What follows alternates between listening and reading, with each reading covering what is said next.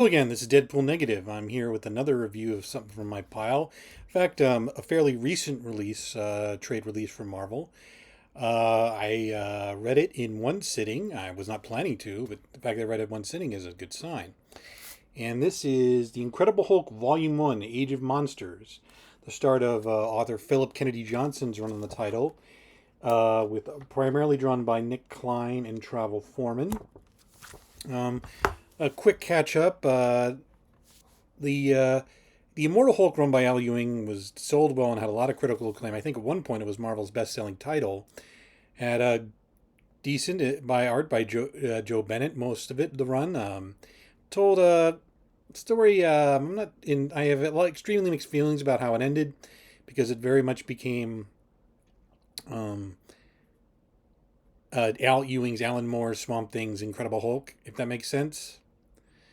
Um, but it was overall a good story. And then it was supposed to be followed by a lengthy Donny Cates run, and depending on what YouTuber you watch, Mr. Cates' own issues kind of led to that run lasting only 14 issues, and the back half having to be pretty much written by artist Ryan Otley. But I actually liked it a lot, in some ways more than I liked the L Ewing stuff, because I don't know. There was like, even though it was like another story about multiverses, it just had some crazy manic energy that Al Ewing. See, Al Ewing did one of those things where he explores the entire history of the character and tries to tie everything together, which I'm supposed to like in theory, but when Al Ewing does it, I just feel like I'm being pandered to, if that makes sense. Again, the best way to explain it is it starts being an interesting exploration of the Hulk and its themes and doing new things with the character. And by the end, especially when the fact that the main villain turned out to be the leader and he sort of becomes omnipresent in the story, to me it became Al Ewing's Alan Moore Swamp Thing's Incredible Hulk. Which brings us to Johnson, and now the thing about Donny Cates and Ryan Otley's Hulk is it was more like a big smash and grab, weird, crazy widescreen action. And it really did. It was I think it got some criticism for not being the Immortal Hulk or being in that same vein. Well, Johnson, I don't know if this is an editorial thing or his own idea, but he definitely keeps the themes of both the Ewing and a little of the Cates runs. Mostly, he keeps the fact that like the Hulk and Banner after the events of the Cates run, Hulk and Banner are really at odds, and basically Banner's attempt to lock the Hulk away in his mind has backfired, and now the Hulk is slowly taking over again. What Johnson's doing, but he's also taking the horror aspects of the Immortal Hulk, and somewhat inverting that. I'll give you a quick background on Johnson. He's emerged in the past couple of years, done some mini books. He kind of broke in interestingly with a DC Black Label book called, well, it was called The Last God, but now it's known as for I believe rights reasons, it's known as the Fellspire Chronicles. And what I've noticed about Johnson, he's very solid. He likes coming up with backstory, but does not make it the point of the story. He's like, one of the things about the Fellstar Chronicles. I'm kind of hesitant to recommend it because it it's basic. It's clearly meant to be a very long saga, and yet it's kind of up in the air whether Johnson and his artists are going to be able to find the time to get back together and finish it. It was ran 12 issues and a couple source books at DC. He's currently he did a fairly decently recently wrapped run on Action Comics. I mean, he followed Bendis, so technically that makes him one of the greatest Superman writers of all time. Just like Jonathan Hickman is one of the greatest Avengers writers of all time. You know how I feel about Bendis. Anyway, but no, I would actually say his Superman, his characterization is Superman. That's the thing about Johnson. He really characterizes characters. He's really good at characterization, making the characters feel like themselves.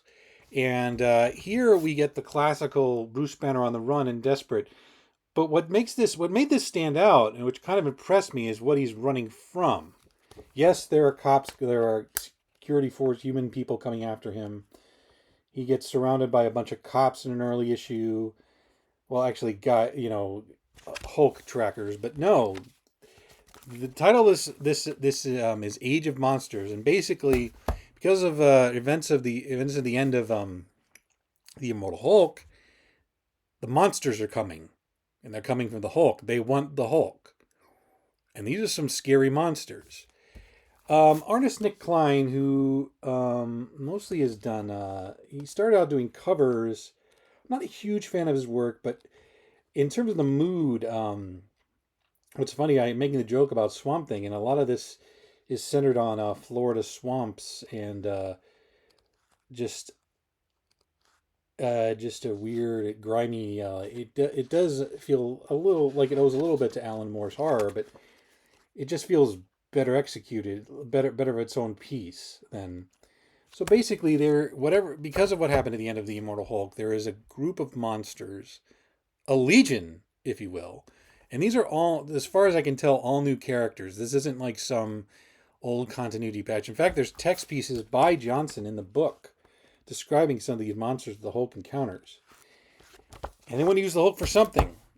And not only is Banner having to deal with the fact that the Hulk is slowly trying to take him over every time they switch, he's also running from these weird monsters. And there's actually and that's the thing, like the Hulk doesn't care, but he's going to be forced to care eventually. Now, what I liked about this, it's not. I remember like there was an old stupid thing that I remember one hype. What if the Hulk had a Hulk? Like, and the answer is so. So, but this is different. This is trying to create, and I have to say, like, they also use an artist that I don't normally like, Travel Foreman, and his stuff isn't great, but it can also look really horrific. And people should have that guy do more horror comics. And I also should note that because of being chased by these Banner and Hulk aren't just being chased by the monsters or the authorities. They encounter, because in their travels they encounter a teenage girl named Charlene, and we find out she's coming from a broken home and she's been abused. She's actually talented. She's actually a fairly skilled mechanic, but whatever happened to her in her past, they don't. It's more implied than spelled out.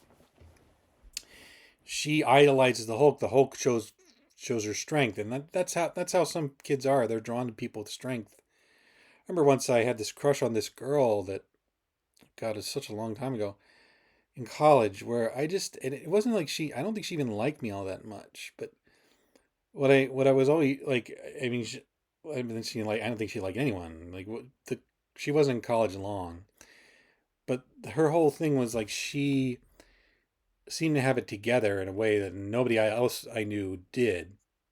Like that was, and that's what attracted me to her. And I think she's a doctor now. Um, but yeah, that was a thing. But but I just kind of, but I kind of saw myself like in that teenager, just the need, like, even though the Hulk is not, like Banner insists, like you are not, you don't need me. You don't need to be the Hulk. You're smart. You can take care of yourself. You don't need any of this. But she can't help but be drawn to the Hulk. And again, like there's body horror, there's there's a classic horror, there's zombies. What's also good is, I mean, it's not perfect. Like there's also the question, like how big is he gonna make this? Like, why isn't like the Hulk just calling the Avengers to stop these monsters? I know why, because then it'd be no comic. There's also the introduction. There's also the return of a character that I. That's a personal issue with me. Like, I don't like what that character is, but he's playing with. Like I always thought, like another problem I have viewing. It's the whole Green Door resurrection protocols. I mean, it's not as bad as Hickman's X-Men, but I think it overcomplicates the mythology of the character. And I think what Johnson's trying to do is showing how that's backfiring. The Green Door's shut, but that doesn't mean things have gotten better. In fact, they've gotten worse. And there's an amazing set piece. There's a confrontation between Bruce Banner and the Man-Thing that I swear, it's worth it was worth the 19.99 for the book alone because it's like what the. It's been a long time since I've said what the f reading a Hulk comic. You know, again, like I'm not a Travel Foreman fan, but the Travel Foreman stuff in here is pretty damn good. Like again, like another issue, I like sure I don't want to like say oh this is a perfect comic because it ain't. Like I don't think Charlene is sort of underwritten because like she basically has one characterization. She wants to hang out with the Hulk, and she's abused. Well, two bits. She doesn't hang out. She's a bull, and she's been abused. There's also an annual in the back. It's not a bad annual. It's like it's David Pepose, and he was written this for Savage Avengers, the pretty disappointing new Punisher run, and some indie stuff. And it's a found footage story, and it's not exactly atonal with the rest of the book. But the artist Caio Majado is doing a very cartoony kind of marshmallowy style, which isn't bad. I mean, like, but it's also like it just feels like really out of sync with the rest of the comic. But it's a decent like these people try to find footage of the Hulk to get so they can sell it, and things backfire, and the Hulk, but it ties in slightly to with what Johnson's doing. It also has a I don't want to show another Foreman arc because one of the things that like spoilers, but there's some like there's also a prequel scene with Foreman's art, and like it is really, again, I'm not a fan of his work normally, but this seems to really be working out. Some really gross monster designs, which I appreciated. I mean, like the last Hulk run by Kate Snotley was gory, but this is gross, which I think is interesting. But again, like I do have my concerns. Like, is this going to be the entire run of the book? Is it going to be one of those things where they just have this giant threat that like is build and build, and then there's it kind of just ends he can't really make the he can't stick the landing because so many of these books like create these great monsters and I mean great foes, and like either they cliffhanger to nowhere or just they seem to be beaten super easily. Anyway, but yeah, it gets a good recommendation for me. I mean, there are other YouTube channels talking about the Weird Science Comics was saying the most recent one of the best week. I'm definitely gonna buy the second trade. If you're like, I would have to say this is. I mean, I liked Ewing and I liked Kate's, but this made me excited. I read this and couldn't put it down. I felt like I was. I'm not saying it's something new, but I felt I was going to approach that was interesting that they could identify with and sink my teeth into. And I hope this run takes off and gets some acclaim. Anyway, once again, like and hit the bell for notifications. Going to have more reviews later in the week. Thank you very much. Bye.